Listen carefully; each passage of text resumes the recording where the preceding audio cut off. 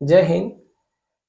आज हम लोग एनसीईआरटी का 6th क्लास का ज्योग्राफी है और 6th क्लास के ज्योग्राफी का अध्याय तीसरा है और तीसरा अध्याय में हम लोग को पढ़ना है पृथ्वी की गति।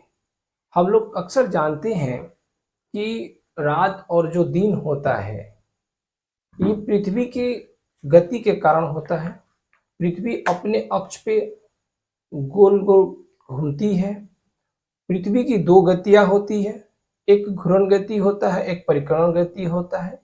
तो हम लोग ये समझेंगे कि परिक्रमा गति क्या है और घूर्णन गति क्या है। पहले पृथ्वी आखिर घूर्णन गति कैसे कर देती है और परिक्रमण कैसे कर देती है।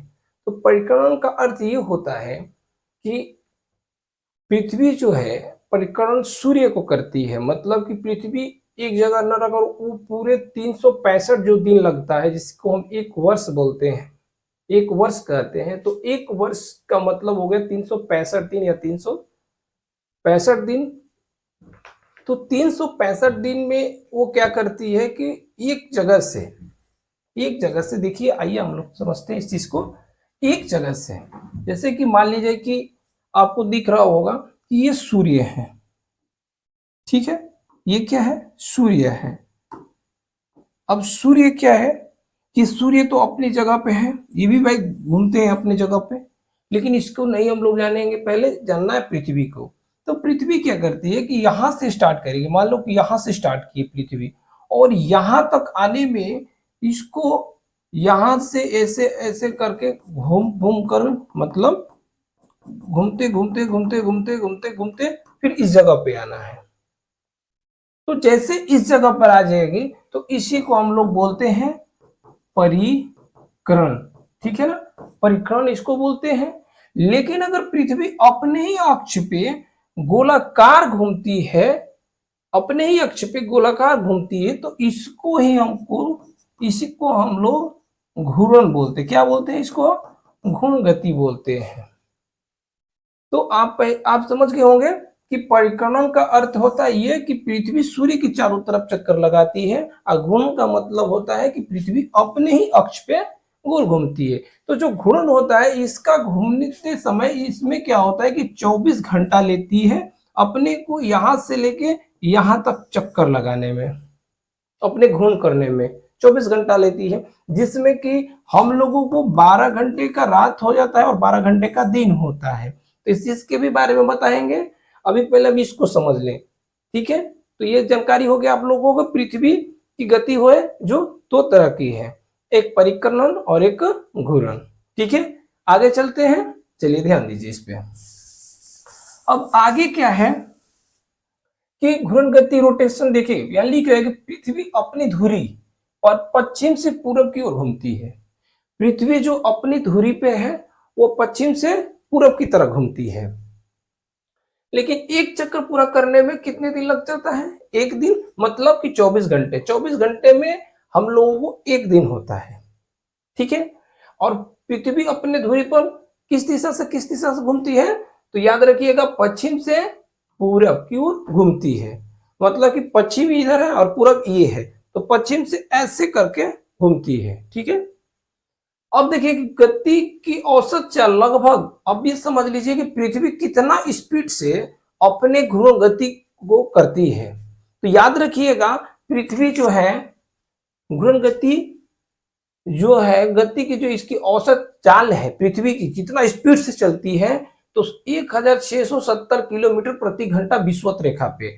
कहने का ये मतलब हुआ कि पृथ्वी है जो 1670 किलोमीटर प्रति घंटा, मतलब एक घंटा में पृथ्वी 100 मतलब 1670 मतलब 1670 किलोमीटर राउंड कर लेती है। अब समझ लीजिए कि इतना फास्ट जब चक्कर लगाती है, तो समझ लीजिए कि इतना फास्ट कोई ऐसी पृथ्वी पर गाड़ी नहीं बनी है, कोई ऐसी चीज नहीं बनाई कि जो कि पर घंटा इतना स्पीड चल जाए। अगर पर घंटा इतना स्पीड चलेगा तो वो चल ही नहीं पाए, क्योंकि पृथ्वी का जो गति है उस गति से या तो उसको कम होना पड़ेगा या तो ज्यादा होना पड़ेगा। जब ज्यादा होगा तो पृथ्वी से ऊपर की तरफ भागेगा, वो नीचे की तरह नहीं रह पाएगा, क्योंकि पृथ्वी की गति से विपरीत होना होगा या तो उसके कुल होना होगा, मतलब समान होना होगा, ठीक है। ये बात आप लोगों को समझ में आ गया होगा। अब आते हैं, देखते हैं कि धुरी जो है उत्तरी ध्रुव और दक्षिणी ध्रुव को जोड़ती है, और यहाँ पर पृथ्वी जो है 23.5 डिग्री क्या है, झुकी हुई है। अब इस चीज को ध्यान दीजिएगा कि उत्तरी ध्रुवी और दक्षिणी ध्रुवी, क्योंकि पृथ्वी का दो ही ध्रुवी है, एक उत्तरी और एक दक्षिणी ध्रुवी, ठीक है। अब आते हैं परिक्रमण के बारे में समझ ले, जैसे कि अभी हम कैसे घूर्ण गति के बारे में समझे, तो परिक्रमण के बाद समझिए। देखिए, पृथ्वी सूर्य के चारों ओर दीर्घ वृत्तकार, मतलब दीर्घ वृत्तकार का मतलब क्या होता है कि गोला ऐसे ना, गोला ऐसे यहां से ऐसे दीर्घ वृत्तकार के रूप में क्या करती है, किसका चक्कर लगाती है, तो पृथ्वी सूर्य के चारों ओर क्या करती है, चक्कर लगाती है, ठीक है। एक चक्कर का पूरा करने में 365 दिन, जैसे अभी आपको बताए हम कि एक चक्कर को पूरा करने में पृथ्वी को कितना समय लगता है, तो 365 दिन 5 घंटे 48 मिनट 46 सेकंड लगता है। अब कोई पूछ दे प्रश्न आपसे कि ये बताओ कि एक चक्कर को पूरा करने में पृथ्वी को कितना समय लगता है, तो किसी को बता देना कि 365 दिन लगता है। कितने घंटे हो भाई, तो 5 घंटे 48 मिनट 46 सेकंड समय लेते हैं भाई, लगभग 1 वर्ष होता है, जिसको हम लोग बोलते हैं नया साल। नया साल जैसे अभी 2026 चल रहा है, तो जैसे हमारे यहाँ 2027 जब आएगा, तो समझ लीजिए कि पृथ्वी क्या कर ली है, 365 दिन क्या कर ली, घूम ली है। किसको, अपने सूर्य को, मतलब जो कि सौर मंडल का जो मुखिया, इनको पूरा चक्कर लगाकर आ गई अपनी जगह पे। हम लोग उसको क्या बोलते हैं, 365 दिन को नया साल, मतलब कहने का मतलब हम लोग को सही सलामत से घूम घाम के फिर वही जगह पर आ गए, फिर से वहां से स्टार्ट होगा, ठीक है। ये हो गया। पृथ्वी की धुरी पर 23.5 डिग्री झुकाव होने के कारण ऋतु उत्पन्न होते हैं। ऋतु मतलब मौसम, जैसे कि हम लोग 4 ऋतु के बारे में पढ़ते हैं, ठीक है, जैसे ठंड, गर्म, शरद, ये सब जो समय आता है इसको ऋतु कहते हैं। और ये क्या है कि पृथ्वी को 23.5 डिग्री झुकाव होने की वजह से ही क्या है, झुकाव होने की वजह से हमारे ऋतु क्या होते, परिवर्तन करता रहता है, ठीक है। अब आते हैं, देखते हैं हम लोग, अब आ जाएंगे कहां पे, अब आ जाएंगे परिमाण के। देखिए परिमाण, देखिए इसका दिन और रात का होना, पृथ्वी का जो भाग सूर्य की ओर होता है वो दिन होता है, और जो भाग विपरीत होता है वो रात होता है। तो ये तो सब स्पष्ट बात है, ये तो हम लोग पढ़ चुके भी होंगे, लेकिन जो बच्चे अगर नहीं पढ़े एनसीईआरटी का, तो वो जाने पढ़ के